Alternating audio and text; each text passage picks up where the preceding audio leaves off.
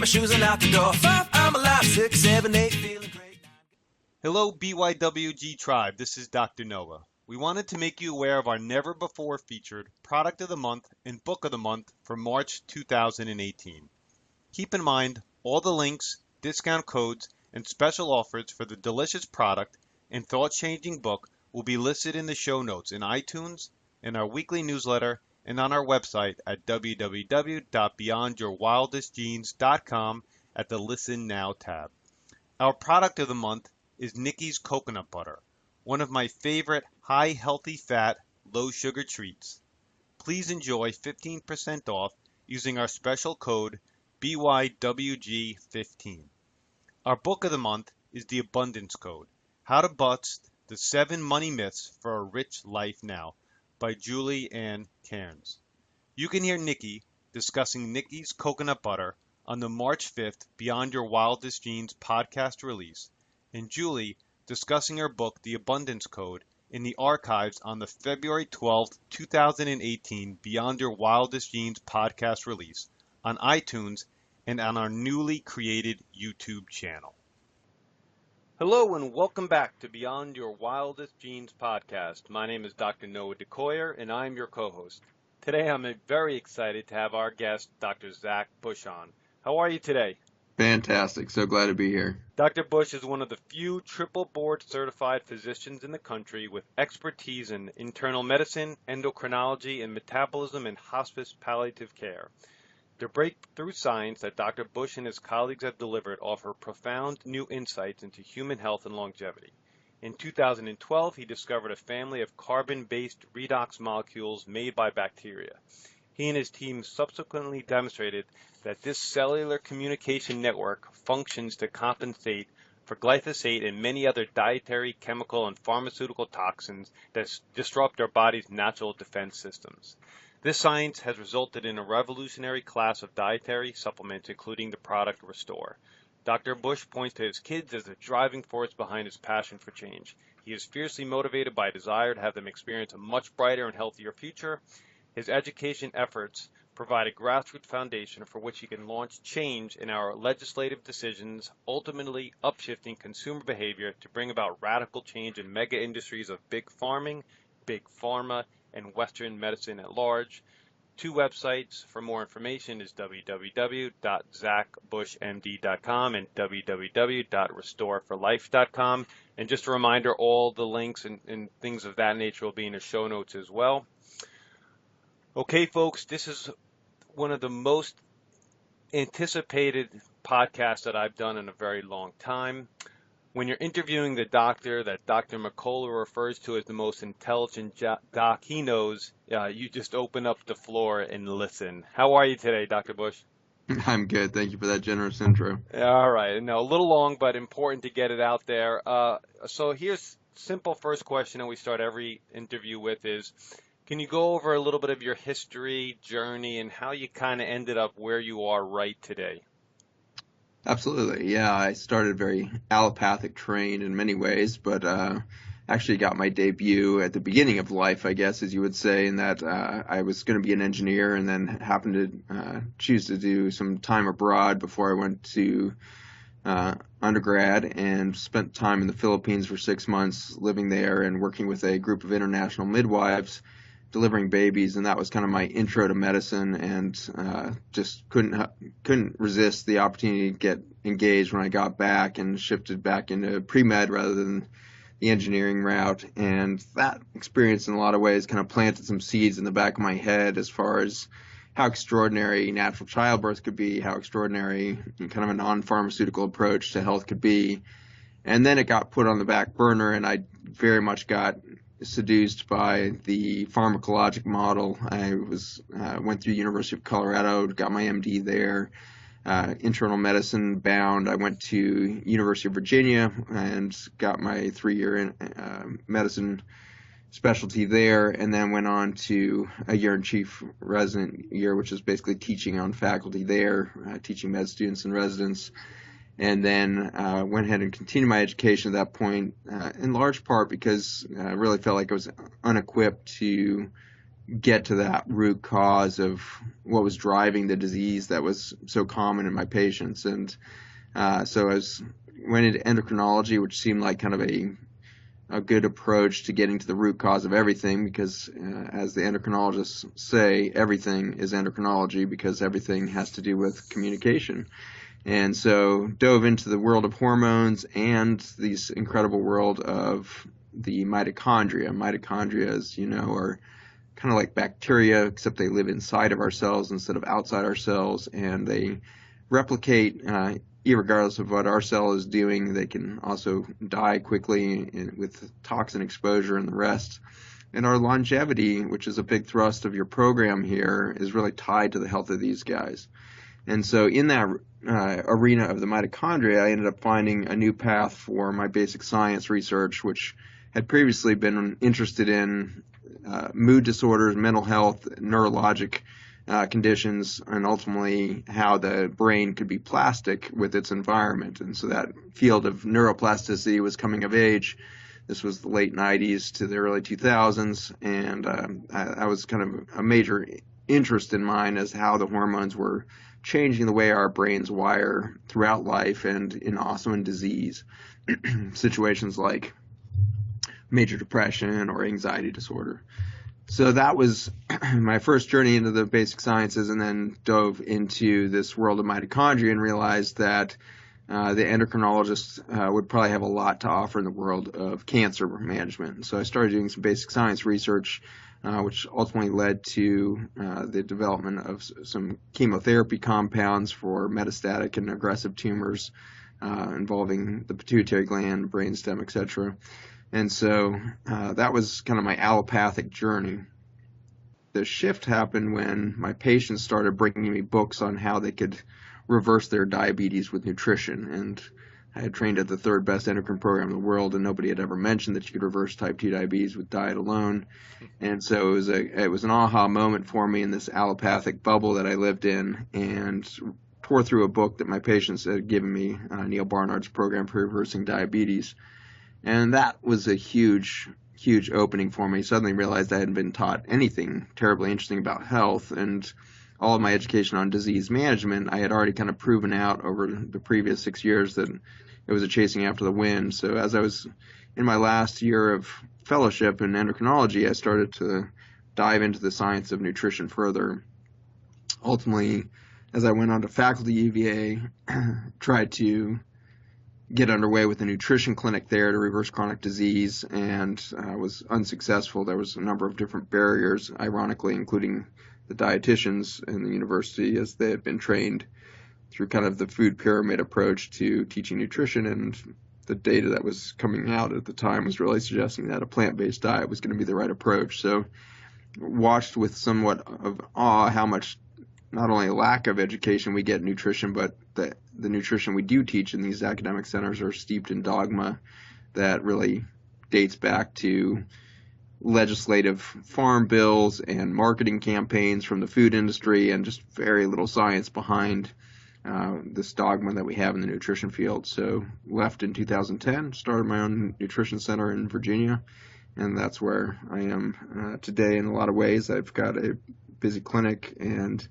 a lot of research and development, have my own biotech companies now, and we've launched, as you mentioned, the dietary supplement Restore, which has gone international and has become a phenomenon just due to its kind of root cause here. As you go down through the root causes, you're eventually going to find yourself in the dirt, and that's where we found ourselves.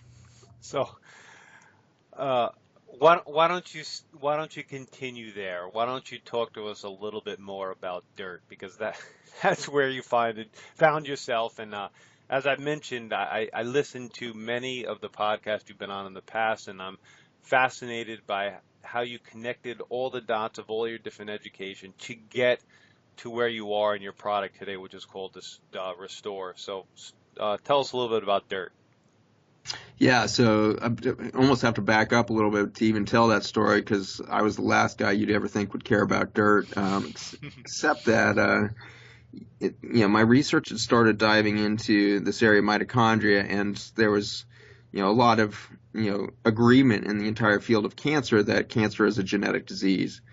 except at the time we were seeing this huge explosion of the rates of cancer in our country for the first time, and it was actually starting to approach the disease rate and death rate that we see with cardiovascular disease, which had always been king. And so there was something afoot that was starting to really question and call into question my training and dogma that I had in the world of cancer. And some of the cracks that were happening in that glass ceiling of the philosophy in the mid-2000s was that there was a number of studies coming out of the University of California, San Francisco, and UCLA, UCSD. All of these universities were starting to publish data around genomics. And I know there's a big thrust of your podcast here is the story of epigenetics. And as we had been able to start to tease out the human genome in the 1990s, we suddenly realized that we're really simple creatures on the genetic level. At least it appeared to be, because at the time we thought that genes kind of ran the show. But humans only have a mere 20,000 genes, which is pretty pathetic compared to what we knew at the time, which was that the flea, the little tiny insect, has a genome of 30,000 genes. So it was really mind-boggling that the human could be 2/3 as complicated as a flea, and only slightly more complicated than a fruit fly, which has 13,000 genes. And so this world of epigenetics started to emerge out of necessity, because it was suddenly clear that one gene does not make one protein, and therefore something much, much bigger must be afoot. And that led to the discovery of epigenetics, which, as most of your listeners probably know, is kind of how genes turn on and off by this methylation pattern that can happen when different environmental exposures happen. So you can turn off a gene or turn on a gene based on your environment. But it was still not answering the question of how a single gene could make over 200 different proteins depending on its environment. And so the genome projects kept expanding, and we were studying more and more on the human genome. We were starting to decode a lot of non-genomic information that was not coding for genes in the human. We were starting to realize, eventually that 99 or 98.5% of the human genome, all of its genetic information in those base pairs, is actually what we call junk DNA. It did not code for a gene. So not only are we super simple with these 20,000 genes, it only accounted for 1.5% of our total DNA. And so this was starting to lead to massive questions as to what is the origin of life? Is the DNA really the secret to everything? All of these major questions, which has to this day stayed pretty quiet in the mainstream media, mostly, I believe, because there's been a huge suppression of any major questions towards this kind of DNA hypothesis and genomic hypothesis that's kind of been the dogma in the cancer realm and beyond. Nonetheless, teams started to turn their attention away from the human genome at this point to see if answers laid without, and what they started to find was that they were starting to see very definitive patterns in the genomics of the microbiome of the gut. And so the microbiome is not just bacteria, but also all of the fungi and ultimately viruses and parasites and the whole massive ecosystem that lives within us and on us, and ultimately even in our tissues of our body, not just in the gut. And so this DNA sleuthing that was going on to determine kind of what was going on in the gut started to show patterns that if you had a certain species of bacteria missing from that bacterial or microbiome genetics, you would predispose that individual to a certain cancer. So if you were missing these bacteria, you might get breast cancer. If you were missing these bacteria, you might get colon cancer, etc. And so that reality of the microbiome somehow patterning what we had heretofore really believed was a genetic disease was really radical, and was really being laughed at, frankly, in our tumor meetings in the mid-2000s. But by 2010, 2012, it was starting to get really unavoidable in the literature that, wait a second, this microbiome somehow is really affecting the human genome in a huge way. All of this led ultimately to the major discovery of the microRNA, which is an interesting story. The microRNA is kind of the next step beyond epigenetics as we had seen it. MicroRNA actually are tiny little sequences of RNA that are coded from the junk or non-coding sequences of DNA that account for the 98.5% of your genome. These microRNA are so tiny that they were really undetectable until, just in recent years, we developed the ability to find these and measure them. And the awesome thing that we're finding right now is that not only are these things extremely good at modifying the gene behavior in your body, they're extremely mobile.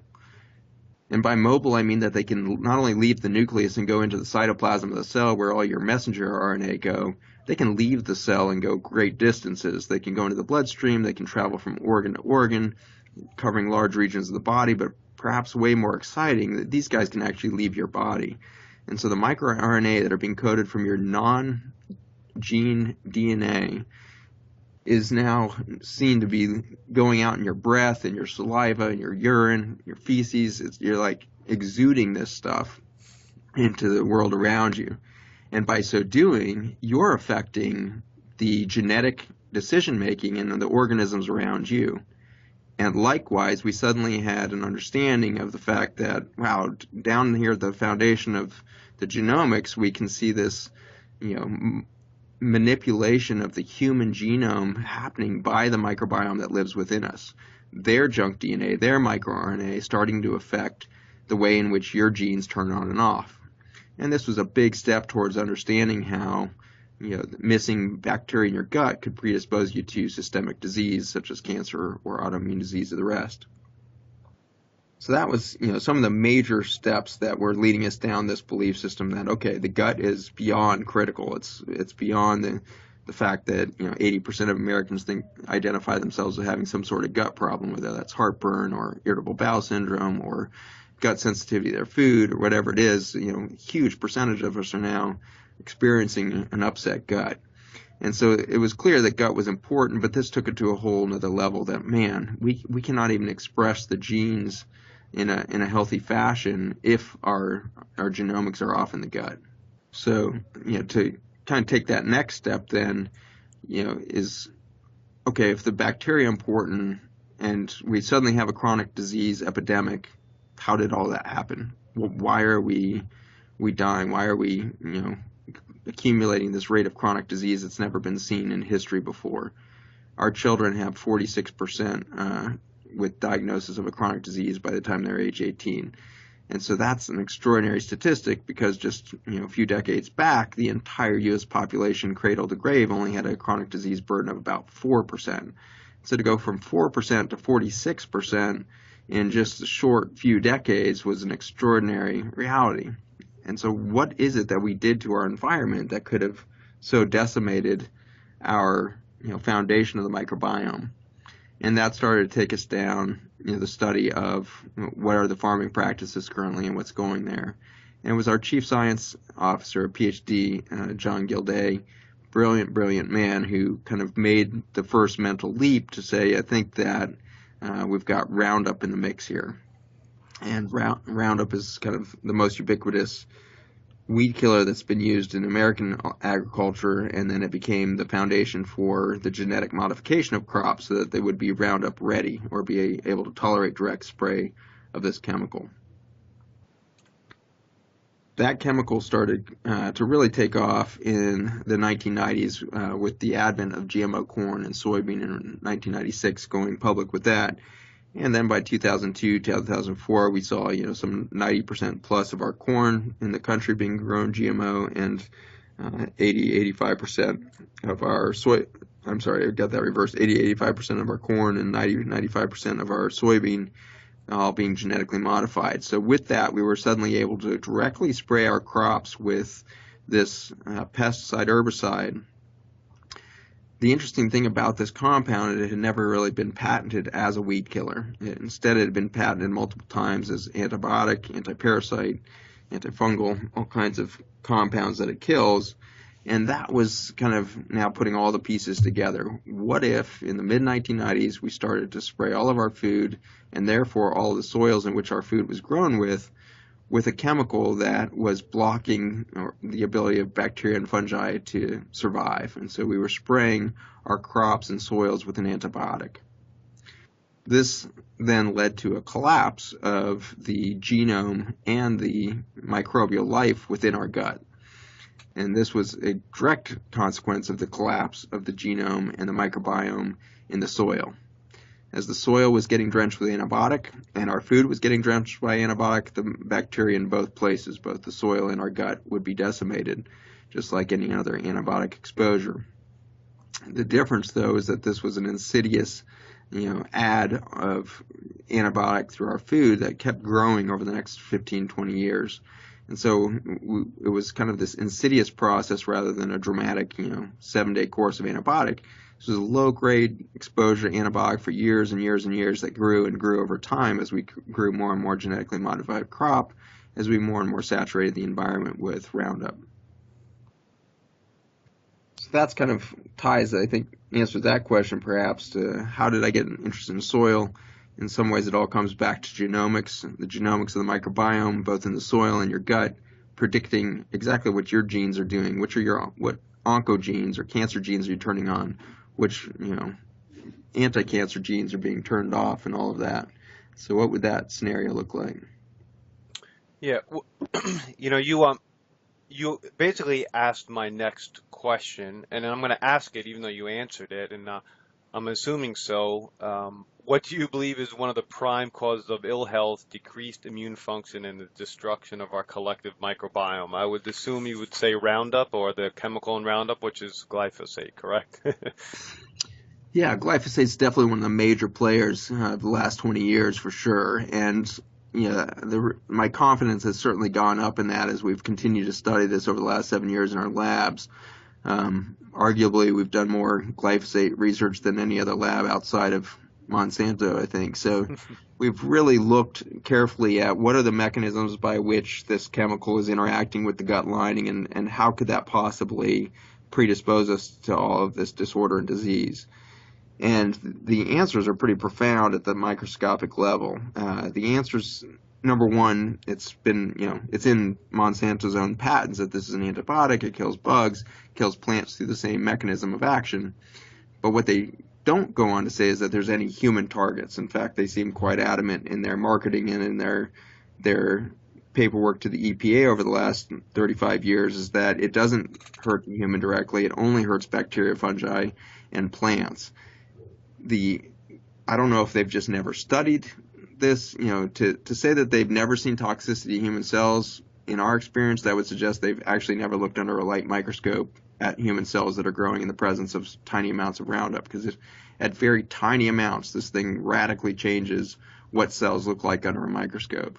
And the main, detection that we're having at this gut is the function of the gut membrane. So this huge gut barrier system that is made up of 1 trillion cells of these microscopic epithelial lining cells of your gut that run from your sinuses all the way down to your rectum.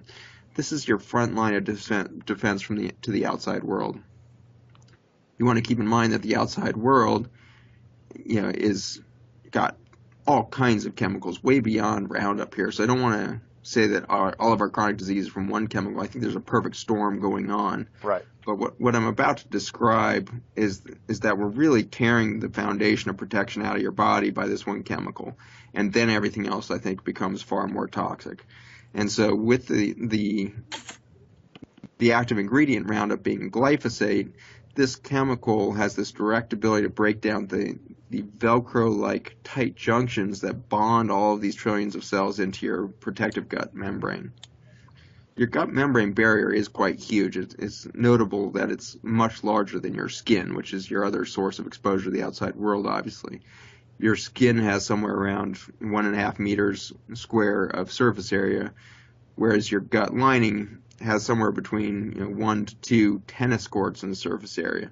And so you have this massive exposure to whatever goes in your mouth, whatever you breathe in, all of this exposure constantly.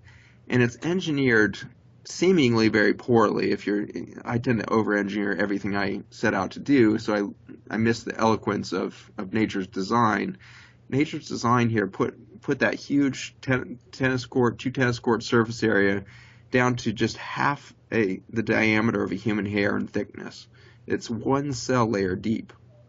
And so at half the width of a human hair, that cellophane-like layer that keeps you separated from the outside world needs a backup plan, because if that membrane starts to get damaged, the outside world's about to come inside. And to manage that, the human was engineered with this 60 to 70% of our entire immune system sitting right behind that thin membrane that separates you from the world. That immune system there makes over 80% of the antibodies that will go on to protect your body from the outside world. The dilemma happens when the membrane starts to really break down at large, not just like a spot weld failing here, a spot weld failing there. Suddenly the whole thing turns into a leaky sieve, and you're getting immune system activation across the whole board. Now suddenly with time, your body starts to lose reference to what's outside and what's inside. Suddenly everything starts to look like it's inside, and you start reacting to everything around you. One of the interesting consequences to this, of course, is the autoimmune diseases. If your body keeps reacting, it's not going to be long before one of your antibody-producing cells, called the B cells, which are driven by the T cells, start to recognize self as the enemy. And I think we do this mentally all the time, right? We're all our own worst enemy, is the old adage. And I believe that's true emotionally and intellectually and all of this. But there's something deeper going afoot now, that we're all becoming physically our worst enemy as we lose this gut barrier system, and we start to ramp up chronic inflammatory events throughout the gut, and we increase with every passing week or month that we leak a likelihood of having one of these autoimmune disorders develop. And so it's an extraordinary story of one chemical that's damaging the Velcro between our cells to create this huge leak across this cellophane layer from the outside world, and suddenly we're in an overwhelmed state with our gut lining. So I know this leads to you discovering a set of molecules that essentially helps to, quote unquote, restore this lining. And I absolutely want to get there, but I have a few questions that I want to ask leading up to that.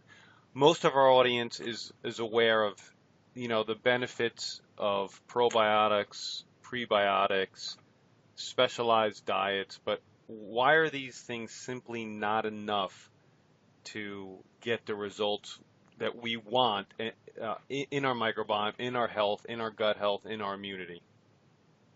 Excellent. So this goes one layer deeper than the epigenetics, and this is where I'd gotten to in my cancer research, was the fascinating reality that all of the genomics with the bacteria talking to the human cells, turning on and off oncogenes, turning off cancer suppressor, cancer activator genes, all of this talk had yet another underpinning, and that was redox signaling molecules. The word redox refers to reduction and oxidation. Reduction is the donation of an electron in a biochemical reaction, and oxidation is the tearing away or absorption of an electron.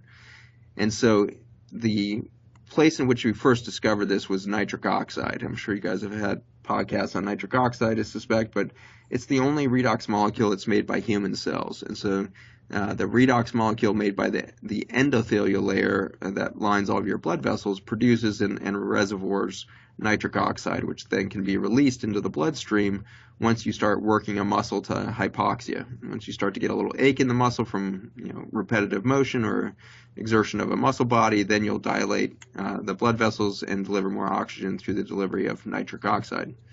And so that was kind of the first discovery. This is the early 1990s. A gentleman who found nitric oxide ended up winning the Nobel Prize for that one.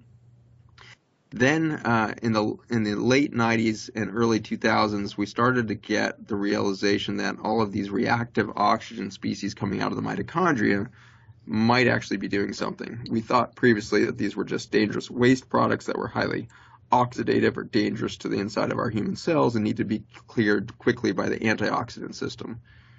Well, it turns out that we were wrong. It turns out all of these molecules coming out of the mitochondria are largely, especially when you have a healthy cell cranking these out, a communication network to regulate everything from cell metabolism to cell turnover to apoptosis, which is programmed cell suicide. And so all of these extraordinary major events were taking place not by genomics, but by the electrical communication through these redox molecules coming out of mitochondria. And so that was my area of expertise in cancer. With the chemotherapy I was developing, I was able to turn on apoptosis, or programmed cell suicide, with no immune system to address the cancer cells. Instead, the cancer cells, with enough information from a redox signaling environment, would simply turn on apoptosis or suicide and kill itself.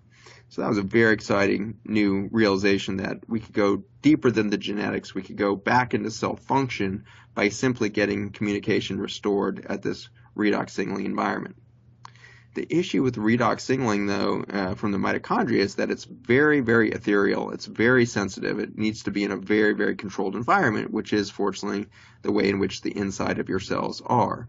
Insides of your cells have a very controlled pH, osmolality, electrolyte balance, etc., etc. And so that reality is really important when we start to think about the outside of the cell. The outside of the cell, with all of these connective pieces, the tight junctions we mentioned earlier that keep a huge membrane like your gut or the lining of your blood vessels all intact, that's not within the cell. And so we had never really pictured redox signaling happening outside the cell. The typical redox molecule coming out of a mitochondria only lasts for 1/1,000,000th of a second. This is down at the quantum physics realm of crazy here. But these redox signaling molecules pass an electron through their transitions of electrons with hydrogen and oxygen binding, and it's like a domino chain, but each domino only lasts like 1/1,000,000th of a second.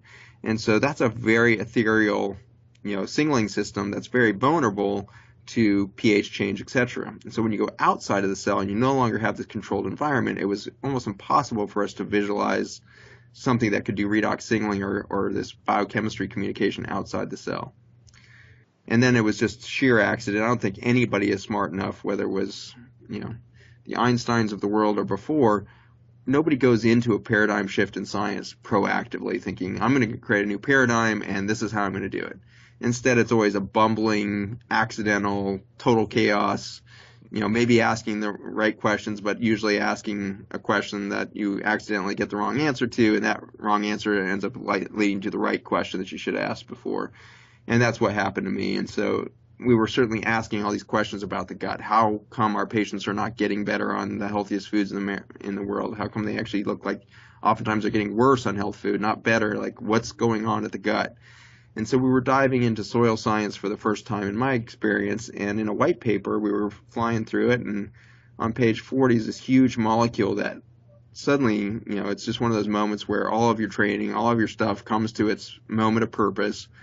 And the three-dimensional structure, this was a two-dimensional drawing, but through repetition in my cancer research, I was seeing this molecule in 3 dimensions, and the three-dimensional structure looked a heck of a lot like this redox signaling capacity that's needed down at the biochemistry level when you're dealing with cancer cells.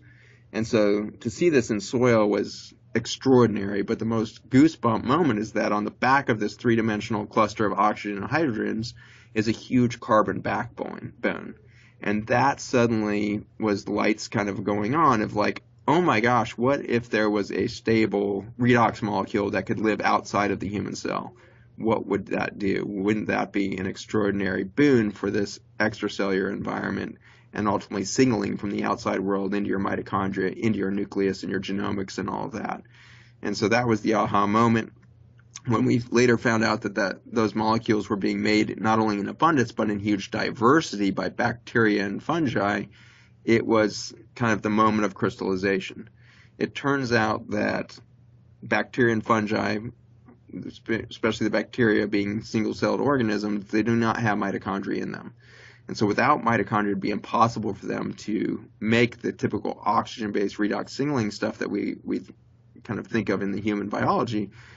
And they are constantly having to communicate outside of themselves. As a singular-celled organism, there was no intracellular communication. It's all extracellular.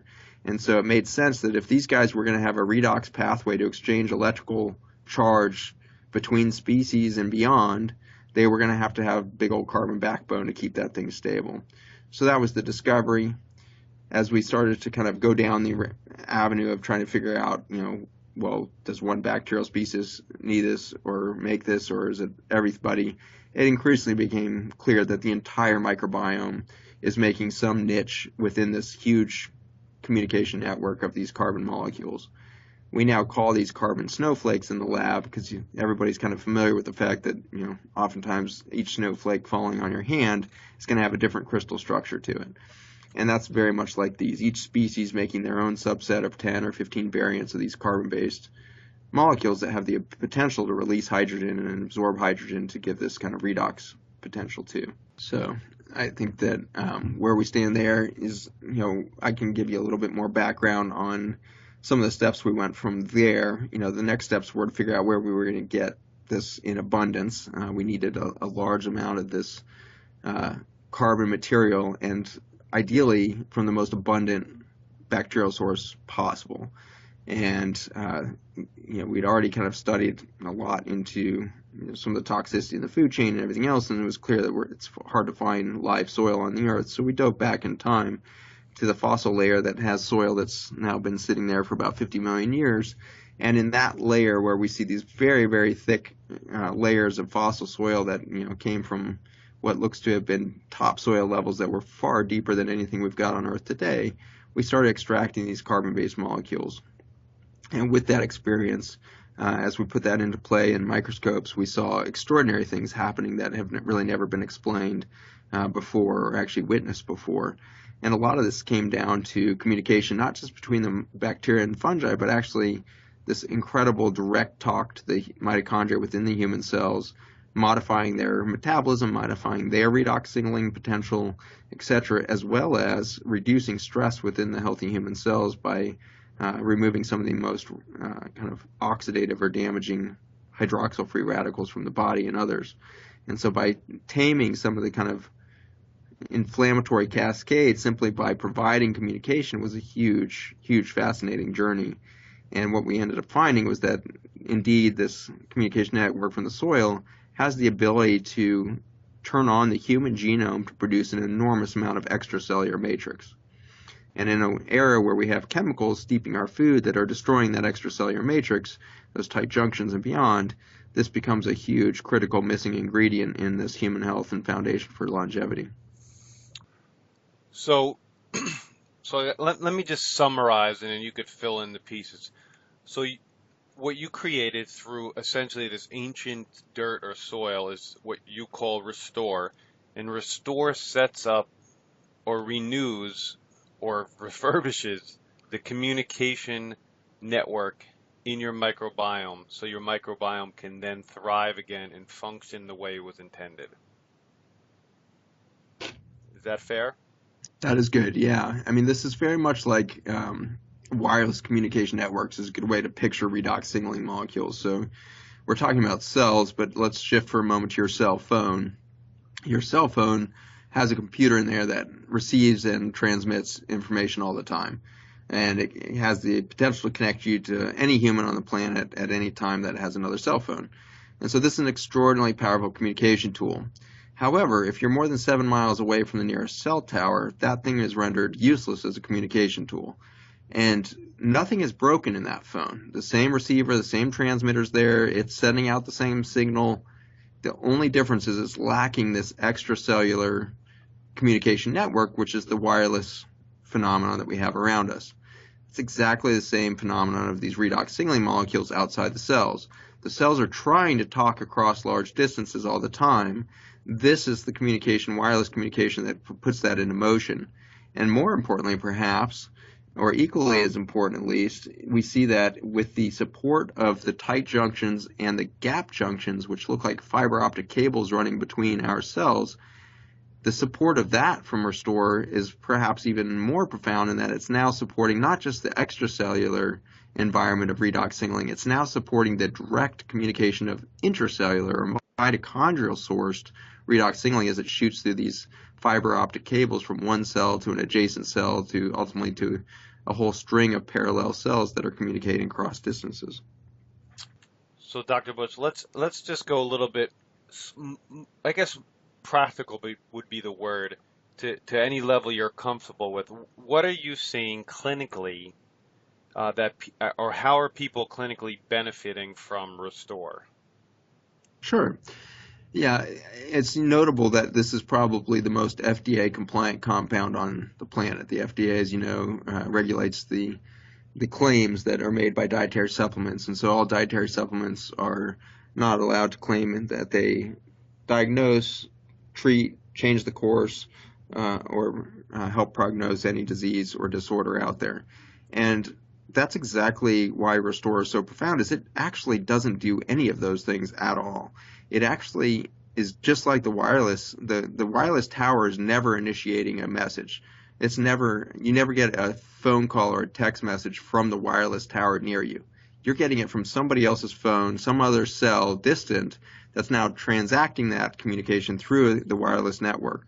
In the same way, Restore is simply there in a passive fashion to absorb and transmit the signals from one cell to other distant territories. And so with that pattern going, you've got a really benign environment or benign therapy, in that you've got this extraordinary situation where if you could just put a secure wireless network across the whole globe that no cell phone ever dropped, you would get perfect communication. Of course, all of us experience frequent drops in our cell phone coverage and everything else because we go around a corner or we get a little more distance. That, I believe, is starting to happen with increased frequency in the human body. The human body is dropping these signals out as from one cell to the next as these chemicals move in that are breaking the extracellular matrix, and so breaking tight junctions, gap junctions falling apart. We now are losing that cell-to-cell communication, and as the bacteria and fungi die out, we're losing this extracellular reporting system or communication network that we would expect to be made from our own microbiome. And so the results in the clinic are very apropos to that description. What would you expect to see if suddenly all of your cells started communicating? Well, that's going to depend on exactly kind of what health level you're in. At optimal health, where you're just clicking along and you've got kind of the normal changes of aging but nothing else going on, it's going to be relatively subtle. And the main difference is going to be that the aging process from one day to the next might be slower. You're literally just changing that natural decay and communication that leads to the aging process. If you shift that by just boosting the wireless signal, now you're just waiting for the messages to come across, and the body is going to start catching that any decline much quicker and more thoroughly to replace, to exchange, to repair, to turn over the cells. All of that's being done by your own body's natural mechanisms, not by Restore. Restore just happened to get the word out or get the word to the cell that needed to make the change. So what we see in clinic is a steady youthification, if you will. All of us age chronologically at the same rate, but biologically you've witnessed, whether you're a doctor or not, an enormous difference in the rate at which people age. I'm sure you guys have met 80 and 90-year-olds that look like they're 60. Right. I'm sure you've met 40-year-olds that look like they're 60. And so we can age faster, we can age slower based on our biology. And so that's exactly what this communication network supports, is how slow can we go on the aging process, how fast can we speed up cell communication, therefore cell repair, cell transfer, cell replacement, all of these different mechanisms of youth that happen in our body every day. And so it's an exciting thing when you see healthy people getting healthier over time, healthy people not only plateauing their previous decline, but now actually setting goals and targets for becoming stronger, faster, smarter every year rather than expecting decline. Not because Restore is making them younger, because their body's already equipped to be young. It just needed to hear the message that they're damaged here or they have issues there. They needed to be able to respond to that. My hospice experience is pretty interesting. I've got a lot of patients that make it over 100 years old. And when you're looking at a 100, 105-year-old patient, you have huge respect for the human journey. They have incredible stories and amazing spirits in those bodies. But the profound thing is when you see somebody like that and you start to think about their cell biology, every single organ in one of my patients who's dying at 105, all of those organs, the pancreas, the liver, the kidneys, the brain, all full of stem cells ready to replace any damaged tissue.